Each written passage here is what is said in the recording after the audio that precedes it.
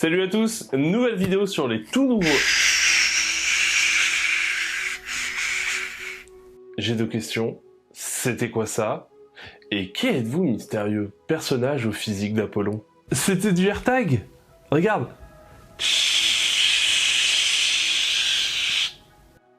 Ok. Non mais attends, j'en ai un autre si tu veux. Regarde.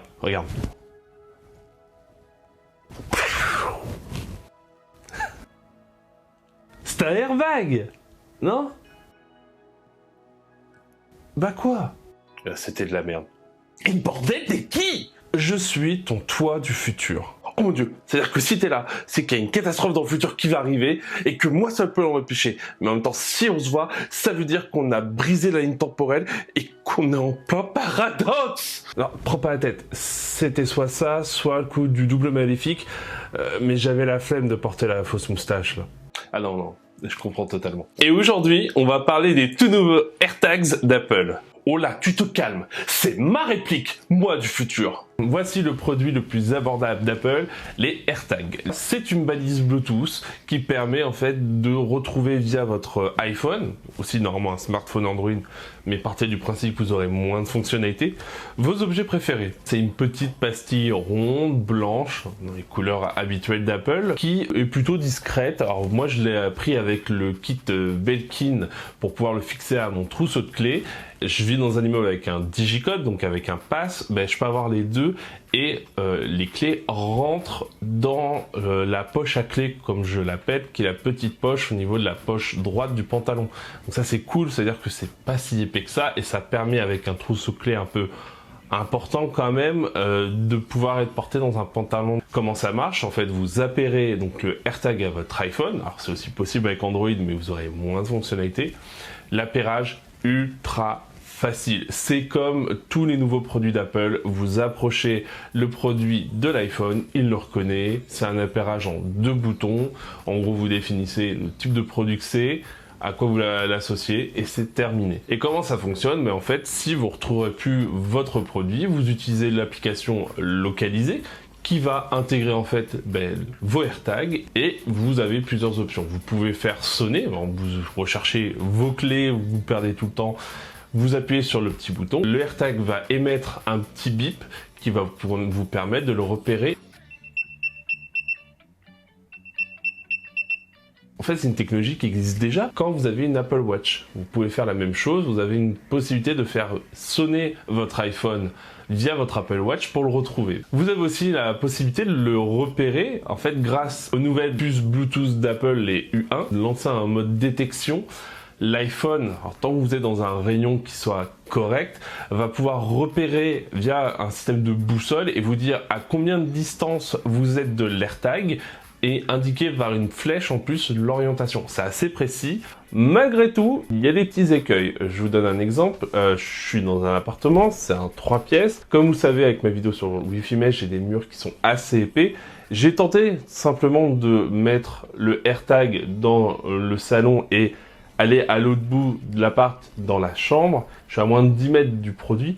Malgré tout, l'iPhone ne détecte pas directement. Je pense que les couches des murs sont tellement épaisses qu'en fait ça bloque un peu. Donc il faut quand même être à proximité. Apple a un peu pensé à tout, c'est-à-dire que les iPhones qui seront compatibles vont pouvoir aussi trianguler votre produit, c'est-à-dire si vous l'avez perdu quelque part, je sais pas, dans la voie publique, s'il y a des iPhones qui passent, vous allez avoir un repérage qui va être fait via le Bluetooth et qui va vous être envoyé sur votre iPhone disant on a repéré votre AirTag dans ce coin. Apple aussi est plutôt intelligent, c'est qu'ils ont pensé au fait que ce type de produit peut être utilisé pour être espionné. Si l'iPhone n'est pas appairé à cet AirTag, au bout d'un petit moment, en fait, il va détecter qu'il y a un AirTag auquel il n'est pas affilié, il va envoyer une notification au téléphone le plus proche en disant attention, il y a un AirTag dans le coin, peut-être qu'on vous recherche. Et en fait, la personne aura la possibilité de faire sonner le AirTag. Ça permet d'éviter,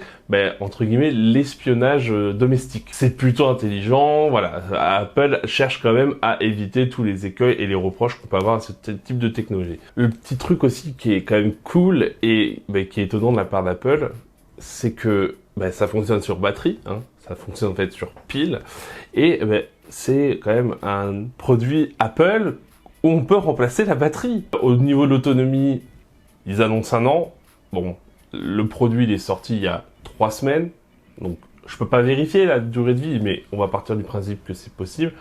C'est plutôt cool, c'est-à-dire qu'on a quand même un produit Apple sur lequel on a l'autorisation de l'ouvrir. C'est quand même plutôt pratique, c'est bien pensé, puis surtout c'est pas cher, c'est 35 €. Ce que je vous conseille malgré tout avec ces AirTags, si vous voulez en prendre un, prenez pas les accessoires Apple, super cher. Déjà les Belkin qui sont en vente sur l'Apple Store sont déjà plus abordables. Et puis surtout, je pense d'ici peu, sur Amazon, vous allez avoir plein de marques tiers qui vont proposer des accessoires qui sont super intéressants et qui feront le taf. Et avec cette gamme d'accessoires, les AirTags cherchent aussi bien à séduire les amateurs de tech que de luxe.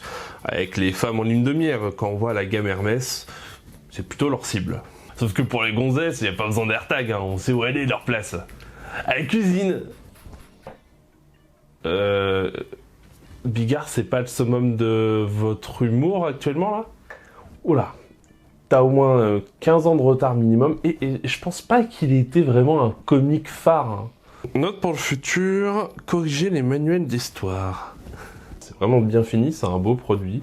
J'aime bien le petit côté en dessous miroir avec le petit logo Apple sérigraphié. Bon, ça, comme d'habitude, au niveau de la finition, de l'esthétique, il n'y a pas grand chose à dire. Bon, c'est Apple. Hein. En tout cas, si vous êtes intéressé et vous voulez avoir quelque chose qui est compatible avec votre iPhone à 100%, vous avez tendance à perdre vos objets, c'est un bon produit. Et je vous rappelle, c'est 35 € pour un produit Apple. C'est quand même le produit Apple le plus abordable qui n'est pas un accessoire ou un câble. Et encore, les câbles ne sont pas abordables parce qu'un câble Lightning USB-C, je crois que c'est dans les 25 €.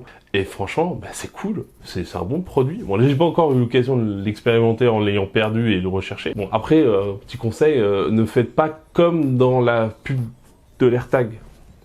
Bah, vous risquez de vous faire mal, quoi.